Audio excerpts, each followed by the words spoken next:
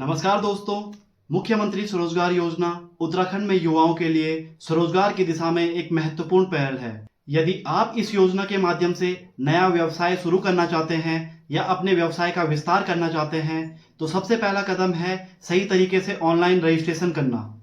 इस वीडियो में मैं आपको रजिस्ट्रेशन का संपूर्ण प्रोसेस सरल और स्पष्ट तरीके से बताऊंगा।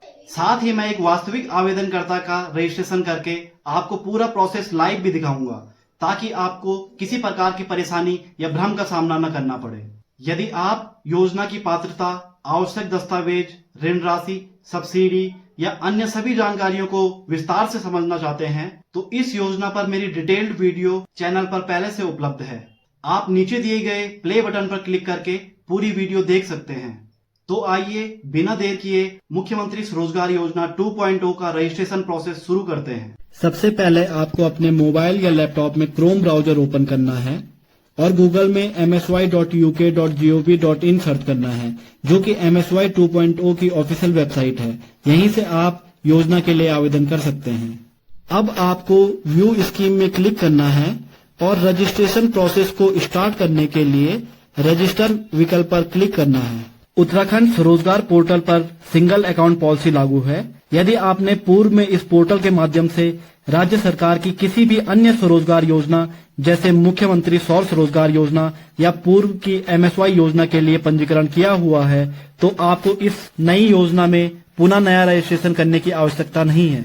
आप अपने उसी पुराने क्रेडेंशियल यानी मोबाइल नंबर और पासवर्ड का उपयोग करके सीधे लॉगिन कर सकते हैं और वहीं से इस योजना के लिए आवेदन प्रक्रिया को आगे बढ़ा सकते हैं। रजिस्ट्रेशन प्रोसेस स्टार्ट करने के लिए आपको सबसे पहले यहाँ पर अपना सक्रिय मोबाइल नंबर डालना है। इसी नंबर पे सत्यापन के लिए OTP आएगा। इसके बाद बराबर वाले बॉक्स में अपनी सही ईमेल ID भर दीजिए। फर्स्ट नेम में अपना पहला नाम और लास्ट नेम में अपना उपनाम भर दीजिए।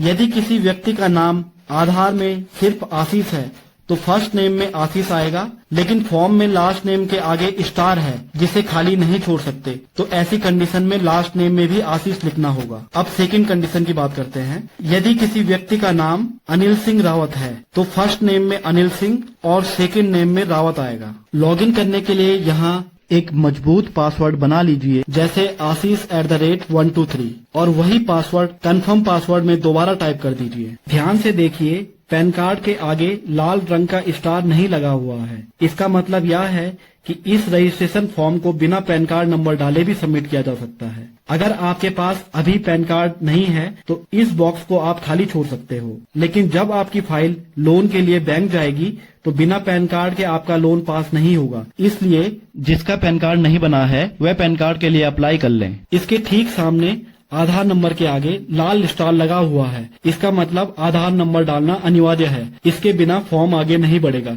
इसलिए यहाँ आप आधार नंबर डाल दीजिए। इस फॉर्म में एड्रेस वाले बॉक्स में आपको अपने आधार के पीछे लिखा हुआ पता भरना है। जब आप डिस्ट्रिक्ट वाले बॉक्स पर क्लिक करेंगे तो आपके सामने उत्तराखंड के 13 जिलों की लिस्ट आएगी। उसमें से अपना जिला चुन लें। सिटी में कीबोर्ड से अपने शहर या कस्बे का नाम टाइप करके लिखें और आखिरी में पिन कोड वाले बॉक्स में अपने इलाके का 6 अंकों वाला पोस्टल पिन कोड सही दर्ज करें, जो कि आपके आधार के पीछे सबसे नीचे लिखा होता है। अब यह रजिस्ट्रेशन फॉर्म का आखिरी कदम है। नीचे जो नीले रंग में 6 अंक दिखाई दे रहे हैं, उसे ठीक वैसे का वैसा उसके सामने वाले खाली बॉक्स में टाइप कर दीजिए। अब जो नीले रंग का बड़ा रजिस्टर विकल्प दिख रहा है, उस पर क्लिक कर दीजिए। इस पर क्लिक करते ही आपके द्वारा भरे गए मोबाइल नंबर पर एक ऐसा 5 डिजिट का OTP आएगा। उसे देखकर हमें यहाँ भरना है ताकि रजिस्ट्रेशन प्रोसेस पूरा हो सके। अब स्क्रीन पर thank you for registration, please login का मैसेज आ चुका है। आपका रजिस्ट्रेशन पूरी तरह सफल हो गया है। अब हमें अपनी प्रोफाइल खोलने और लोन फाइल को भरने के लिए यहाँ लॉगिन करना होगा। यहाँ लॉगिन करने के लिए आपको ईमेल ID और पासवर्ड दोनों वही डालने हैं जो अभी आपने रजिस्ट्रेशन फॉर्म को भरते समय इस्तेमाल किए थे। फिर से स्क्रीन पर नीचे दिख रहा कैप्चा कोड डालना है और लॉगिन पर क्लिक करना है। लॉगिन पर क्लिक करते ही आपके सामने मुख्य एप्लीकेशन फॉर्म खुल गया है। नोडल एजेंसी बॉक्स पर क्लिक करके आपको जिला उद्योग केंद्र यानी DIC सेलेक्ट करना है। यहाँ क्लिक करके आपको अपनी विधानसभा का क्षेत्र चुनना है जहाँ आप रहते हैं। आपका आधार नंबर, पूरा नाम, ईमेल ID और मोबाइल नंबर यहाँ पहले से लिखे हुए होते हैं। क्योंकि ये बॉक्स पूरी तरह लॉक है, इसलिए रजिस्ट्रेशन के समय यह जानकारी बहुत ही ध्यान से भरनी होती है। अब आपको डेट ऑफ बर्थ वाले सेक्शन में पहले अपनी जन्म तिथि का महीना, फिर तारीख और आखिरी में साल लिखना है। अब जन्म तिथि के ठीक नीचे जो डिस्ट्रिक्ट का बॉक्स है उस पर क्लिक करके आपको अपना जिला सेलेक्ट करना है। सिटी वाले बॉक्स पर क्लिक करते ही आपके जिले के मुख्य क्षेत्रों की लिस्ट खुल गई है। इसमें आपको अपने आधार कार्ड वाले पते का ब्लॉक या पास का मुख्य कस्बा चुनना है। पिन कोड में आपको आधार से देकर अपने इलाके का 6 अंकों का पोस्टल पिन कोड डालना है। फुल एड्रेस में आवेदक को अपना स्थायी या वर्तमान पता लिखना होगा, जिसमें मकान नंबर, गली, मोहल्ला या लैंडमार्क शामिल हो। जेंडर वाले इस ड्रॉप डाउन में क्लिक करके आपको पुरुष, महिला या अन्य में से सही विकल्प चुनना होगा। कास्ट कैटेगरी में आवेदक को अपनी जाति श्रेणी चुननी होगी, जैसे general, OBC, SC, ST. Special category में यदि आवेदक किसी विशेष श्रेणी में आता है, जैसे दिव्यांग या पूर्व सैनिक आदि, तो यहाँ आपको अपनी विशेष श्रेणी सेलेक्ट करनी है। अगर ऐसा कुछ नहीं है तो नॉट एप्लीकेबल के विकल्प को सिलेक्ट करें। यदि कोई आवेदक जाति में जनरल के अलावा कोई और श्रेणी जैसे ओबीसी, एससी, एसटी चुनता है या स्पेशल कैटेगरी में विकल्प चुनता है तो उसे संबंधित सरकारी प्रमाण पत्र अपलोड करना होगा। अगर प्रमाण पत्र अपलोड नहीं किया तो फॉर्म सबमिट नहीं होगा। यदि आपके पास एससी, एसटी या ओबीसी का वैध जाति प्रमाण पत्र नहीं है तो आप फॉर्म में अपनी श्रेणी को जनरल यानी सामान्य ही चुनें। एजुकेशन क्वालिफिकेशन में आपको अपनी उच्चतम पढ़ाई सिलेक्ट करनी होगी। अब हम इस ऑनलाइन आवेदन फॉर्म के दूसरे भाग प्रपोज्ड यूनिट डिटेल्स यानी प्रस्तावित इकाई का विवरण पर आ चुके हैं। इस सेक्शन में आपको व्यवसाय और उसकी लोकेशन से जुड़ी महत्वपूर्ण जानकारी दर्ज करनी होगी। आइए इसे समझते हैं। यूनिट नेम में आपको अपने व्यवसाय का ऑफिशियल नाम लिखना है, जैसे general store, medical store, beauty parlour, restaurant या आपके व्यवसाय के अनुरूप कोई अन्य नाम। यूनिट टाइप और नेचर ऑफ यूनिट वाले ड्रॉप डाउन में व्यवसाय का प्रकार जैसे नया या पुराना और उसकी प्रकृति जैसे मैन्युफैक्चरिंग सेक्टर, सर्विस सेक्टर या ट्रेड सेक्टर का चयन करना होगा। District of unit, block of unit और विलेज ऑफ यूनिट। दोस्तों, इस पॉइंट को बहुत ध्यान से समझिएगा। मान लीजिए आवेदक का मूल निवास पिथौरागढ़ जिले का है, परंतु वह अपना नया बिजनेस नैनीताल जिले के हल्द्वानी क्षेत्र में स्थापित करना चाहता है। ऐसी स्थिति में प्रपोज्ड यूनिट डिटेल्स के सेक्शन में डिस्ट्रिक्ट, ब्लॉक और विलेज वाले कॉलम में केवल उसी स्थान का विवरण आएगा जहां वास्तव में व्यवसाय का संचालन होना है। अब व्यवसाय के अनुसार आप अपना जिला, ब्लॉक सेलेक्ट कर लीजिए। यदि विलेज ऑफ यूनिट की ड्रॉप डाउन लिस्ट में आपके प्रस्तावित व्यवसाय के गांव का नाम नहीं मिल रहा है तो आपको उस ब्लॉक के अंतर्गत आने वाले सबसे नजदीकी राजस्व ग्राम या उस न्याय पंचायत के मुख्य केंद्र का चयन करना है। इसके साथ ही नीचे दिए गए एड्रेस ऑफ यूनिट वाले कॉलम में आप विस्तार से एड्रेस टाइप कर दीजिए ताकि उद्योग विभाग के अधिकारियों को फिजिकल वेरिफिकेशन के समय कोई समस्या न हो। एरिया टाइप वाले ड्रॉप डाउन में यदि आपके व्यवसाय का स्थान नगर निगम या नगर पालिका सीमा के अंतर्गत है तो अर्बन का चयन करें। यदि व्यवसाय का स्थान विकास खंड के ग्रामीण या नगर पंचायत क्षेत्र में है तो आपको वह सेलेक्ट करना है। ग्रामीण और नगर पंचायत क्षेत्रों में उद्यम शुरू करने के लिए आपको 5% एक्स्ट्रा सब्सिडी का लाभ मिलेगा। NIC 5 डिजिट कोड यानी नेशनल इंडस्ट्रियल क्लासिफिकेशन कोड। सरल शब्दों में कहें तो भारत सरकार ने हर एक बिजनेस, दुकान या उद्योग को पहचानने के लिए एक खास कोड बनाया है। जैसे ही आप इस बॉक्स पर क्लिक करेंगे, नीचे एक लिस्ट खुल जाएगी। उसमें से जो आपके बिजनेस से सबसे सटीक मैच करता हो उस 5 अंकों के कोड को सिलेक्ट कर लें। अब आते हैं प्रोडक्ट एंड सर्विस डिस्क्रिप्शन वाले बॉक्स में। यहाँ आपको 2-3 शब्दों में साफ साफ बताना है कि आपकी दुकान या बिजनेस में मुख्य रूप से क्या काम होने वाला है। जैसे कि आप स्क्रीन में देख रहे हैं, ऊपर यूनिट नेम में हमने जनरल स्टोर लिखा है, तो ठीक वैसे ही इस प्रोडक्ट एंड सर्विस डिस्क्रिप्शन वाले बॉक्स में भी हमें सिंपल शब्दों में जनरल स्टोर लिखना है। दोस्तों, सरकार जब आपको किसी योजना के तहत लोन या सब्सिडी देती है तो उसका एक बड़ा मकसद रोजगार पैदा करना भी होता है। इसलिए यहाँ आपको बताना अनिवार्य है कि इस बिजनेस में कुल कितने पुरुष या महिला कर्मचारी काम करेंगे। अगर आप केवल खुद उद्यम में काम करेंगे, इसलिए खुद को मिलाकर कम से कम एक संख्या डालना अनिवार्य है। चलिए अब हम इस फॉर्म के अगले और महत्वपूर्ण सेक्शन को समझते हैं, जो है मैन्युफैक्चरिंग, सर्विस और ट्रेड डिटेल्स। एनुअल कैपेसिटी यानी वार्षिक क्षमता। इस बॉक्स में आपको यह बताना है कि साल भर में आपका यह बिजनेस कुल कितने रुपए का व्यापार कर सकता है। प्रपोज्ड इन्वेस्टमेंट डिटेल्स सेक्शन में आपको अपने व्यवसाय के निवेश की जानकारी भरनी है। यहाँ मुख्य रूप से 3 बॉक्स दिए गए हैं। जैसे ही आप कैपिटल एक्सपेंडिचर और वर्किंग कैपिटल को भरेंगे, यह सिस्टम दोनों को जोड़कर कुल निवेश अपने आप दिखा देगा। अब कैपिटल एक्सपेंडिचर और वर्किंग कैपिटल को समझते हैं। कैपिटल एक्सपेंडिचर का मतलब है आपके व्यवसाय को शुरू करने या उसे बढ़ाने के लिए खरीदी जाने वाली स्थायी संपत्तियों पर किया खर्च, जिसके लिए बैंक आमतौर पर टर्म लोन देता है।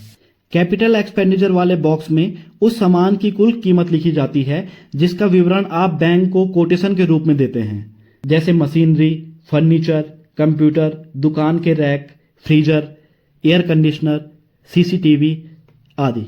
वर्किंग कैपिटल वह पैसा है जिससे व्यवसाय का रोजमर्रा का संचालन होता है, यानी दुकान या बिजनेस शुरू होने के बाद सामान खरीदने, स्टॉक रखने, किराया, बिजली का बिल, कर्मचारियों की सैलरी, परिवहन और अन्य दैनिक खर्चों के लिए जो धन चाहिए उसे वर्किंग कैपिटल कहते हैं। बैंक वर्किंग कैपिटल के लिए एप्लीकेंट की सीसी लिमिट बनाता है, जिसे कि कैश क्रेडिट भी कहते हैं। तो इसका मतलब है कि व्यवसायी जरूरत के अनुसार सीसी लिमिट की सीमा तक पैसा निकाल सकता है और वह जितना पैसा उपयोग करेगा, ब्याज भी केवल उसी राशि पर लगेगा, जबकि टर्म लोन की पूरी राशि पर ब्याज लगता है। दोस्तों, आवेदन करने से पहले आप अपने नजदीकी 2-3 बैंकों में जरूर संपर्क करें। ऐसा इसलिए क्योंकि हर बैंक की टर्म एंड कंडीशंस अलग अलग हो सकती हैं। किसी बैंक में ब्याज दर कम हो सकती है तो किसी में ज्यादा। साथ ही बैंक आपको ये बता देता है कि कितना टर्म लोन मिलेगा और कितने की सीसी लिमिट बनेगी। इसलिए किसी भी बैंक में आवेदन करने से पहले अलग अलग बैंकों की जानकारी, ऑफर की तुलना जरूर करें, ताकि आप अपने लिए बेहतर विकल्प चुन सकें। इस फॉर्म में बैंक डिटेल्स वाले हिस्से को भरना काफी आसान है। यहां आपको अपने 2 बैंकों की डिटेल्स देने की सुविधा मिल रही है। फर्स्ट बैंक वाले कॉलम में आपको हमेशा उसी बैंक खाते का आईएफएससी कोड भरना है, जिसकी पासबुक आप आगे फॉर्म में दस्तावेज के रूप में अपलोड करने वाले हैं। यदि आपका किसी अन्य बैंक में अकाउंट है तो आप सेकंड बैंक वाले कॉलम में उसका आईएफएससी कोड डाल सकते हैं। इस आवेदन फॉर्म को सबमिट करने के लिए सेकंड बैंक का कॉलम भरना अनिवार्य है। यदि आप अपने एक ही बैंक की डिटेल्स भरना चाहते हैं तो same as first bank IFSC के चेकबॉक्स पर क्लिक करें।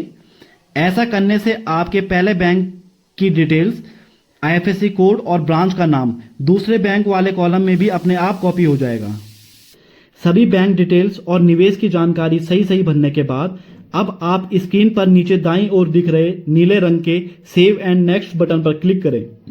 अब इस फाइनल सेक्शन में आपको सभी दस्तावेजों की स्वप्रमाणित प्रतियां यानी खुद के सिग्नेचर करके अपलोड करने होंगे। सबसे पहले आपको अपने जरूरी दस्तावेजों जैसे आधार कार्ड, स्थायी या मूल निवास, डिटेल प्रोजेक्ट रिपोर्ट, जाति प्रमाण पत्र यदि लागू हो, मुख्यमंत्री स्वरोजगार योजना का शपथ पत्र जिसमें कि 10 रुपए के स्टाम्प पेपर में नोटरी करवानी होती है, बैंक पासबुक और ग्रामीण या नगर पंचायत प्रमाण पत्र यदि आपकी यूनिट ग्रामीण या नगर पंचायत क्षेत्र में है। आपको इन सभी दस्तावेजों का साफ प्रिंट आउट निकालना है एवं अपने सिग्नेचर करके साफ स्कैन करके पीडीएफ बना लेना है। आपकी कलर फोटो को छोड़ के बाकी सभी डॉक्यूमेंट्स आपको पीडीएफ फॉर्मेट में अपलोड करने होते हैं तथा फाइल का साइज 2 MB से कम होना चाहिए, जबकि फोटो जेपीजी या जेपीईजी फॉर्मेट में अपलोड करनी होती है, जिसका साइज आमतौर पर 20 KB से 50 KB के बीच होना चाहिए। दोस्तों, इन डॉक्यूमेंट्स को पीडीएफ में बदलने और उनका फाइल साइज कम करने के लिए आपको परेशान होने की जरूरत नहीं है। गूगल प्ले स्टोर पर कई बेहतरीन और सुरक्षित ऐप्स बिल्कुल फ्री में उपलब्ध हैं। आप किसी भी अच्छे स्कैनर ऐप से इन्हें आसानी से स्कैन और कंप्रेस कर सकते हैं। जिन भी डॉक्यूमेंट्स के आगे यस लिखा हुआ है उन्हें अपलोड करना अनिवार्य है। उनके बिना आपका फॉर्म या एप्लीकेशन आगे सबमिट नहीं होगा। 10 लाख तक की प्रोजेक्ट रिपोर्ट में आपके सिग्नेचर होने चाहिए, जबकि 10 लाख से ऊपर की प्रोजेक्ट रिपोर्ट में आपके सिग्नेचर के साथ साथ सीए के हस्ताक्षर और उनकी स्टैंप होना अनिवार्य है। सीए द्वारा अप्रूव्ड रिपोर्ट पर एक यूनिक UDIN नंबर जनरेट होता है, जिससे बैंक इसकी प्रामाणिकता की जांच करता है। डॉक्यूमेंट्स अपलोड करने के लिए सबसे पहले आपको चूज फाइल पर क्लिक करना होगा। इसके बाद अपने फोन या कंप्यूटर की गैलरी से सही फाइल को सिलेक्ट करें। ध्यान रखें, फाइल सिलेक्ट करने के बाद सामने दिए गए अपलोड बटन पर क्लिक करना न भूलें। इस तरह आपको एक एक करके अपने सभी दस्तावेजों को अपलोड करना है। सभी दस्तावेज अपलोड करने के बाद फाइनल सबमिट करने से पहले एक बार रीचेक जरूर करें कि हर डॉक्यूमेंट सही जगह पर अपलोड हुआ है और उन सभी पर आपके हस्ताक्षर साफ दिखाई दे रहे हैं या नहीं। यह एक छोटी सी सावधानी आपके फॉर्म को रिजेक्ट होने से बचाएगी। सभी दस्तावेज रीचेक करने के बाद नीचे बाईं ओर दिए गए आई हियरबाय डिक्लेयर वाले डिक्लेरेशन चेक बॉक्स पर टिक करें। इसके बाद फाइनल सबमिशन के लिए सीधे सबमिट बटन पर क्लिक करें। क्लिक करते ही आपका आवेदन सफलतापूर्वक सबमिट हो जाएगा। फाइनल सबमिशन के बाद प्रिंट एप्लीकेशन पर क्लिक करके अपने भरे हुए फॉर्म का पीडीएफ जरूर डाउनलोड कर लें ताकि भविष्य में आपके पास इसका रिकॉर्ड रहे। आवेदन जमा होने के बाद आप कभी भी अपने लोन का स्टेटस ट्रैक कर सकते हैं। इसके लिए बस पोर्टल पर लॉगिन करें, व्यू एप्लीकेशन के ऑप्शन पर जाएं और वहां से आप अपनी लोन फाइल का लाइव स्टेटस चेक कर सकते हैं कि आपका लोन अप्रूव हुआ है या नहीं। डॉक्यूमेंट्स वेरिफिकेशन के बाद करीब 1 से 2 हफ्ते में डीएलएससी की मीटिंग के जरिए आपकी फाइल को मंजूरी मिल जाती है, जिसके तुरंत बाद आपका लोन केस आगे की कार्यवाही के लिए बैंक को ट्रांसफर कर दिया जाता है। आप मुख्यमंत्री स्वरोजगार योजना का शपथ पत्र और डिटेल प्रोजेक्ट रिपोर्ट का फॉर्मेट एमएसवाई पोर्टल के डाउनलोड सेक्शन से डाउनलोड कर सकते हैं। दोस्तों, अगर आपको मुख्यमंत्री स्वरोजगार योजना 2.0 के रजिस्ट्रेशन से जुड़ी कोई भी समस्या आती है तो कमेंट जरूर करें। मैं आपके हर सवाल का जवाब देने की पूरी कोशिश करूंगा। मिलते हैं आपसे अगले वीडियो में। तब तक के लिए जय हिंद, जय भारत, जय उत्तराखंड।